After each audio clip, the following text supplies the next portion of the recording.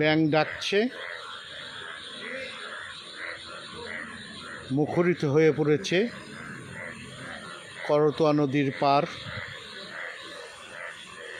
প্রিয় বন্ধুরা, আমি সবুজ চৌধুরী আপনাদের সঙ্গে আনলাম বগুড়ার শেরপুরে করতোয়া নদীর তীরে। ওই দূরে টর্চ লাইটের আলো জ্বলে, সঙ্গে মানুষ, তারা ব্যাঙ শিকারে নেমেছে, যা নিন্দনীয়।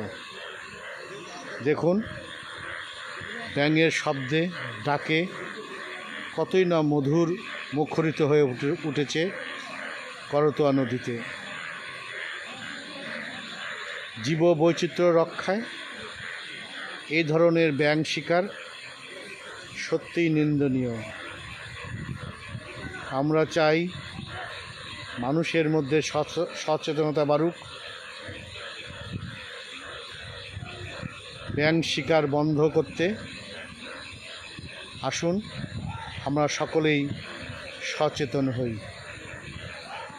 চলুন যাই, ব্যাঙের শব্দ শোনাই, ব্যাঙের ডাক শোনাই।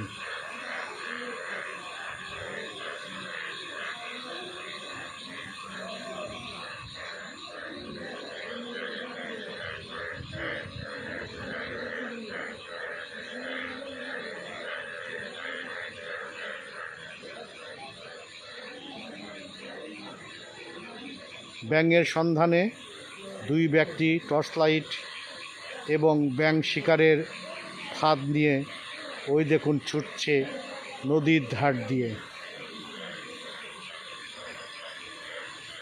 আর এইদিকেই ব্যাঙের ডাকে আমরাও শুনতে পাচ্ছি কত সুন্দর ডাক। জীববৈচিত্র্য রক্ষার জন্য সকলেরই এগিয়ে আসা দরকার, সচেতন হওয়া দরকার প্রত্যেক মহল্লার মানুষজনের। আজ নয় এ পর্যন্তই, পরবর্তীতে দেখা হবে অন্য কোথাও, অন্য কোনো স্থানে। শেষ মুহূর্তে নয় শুনি একটু ব্যাঙের ডাক।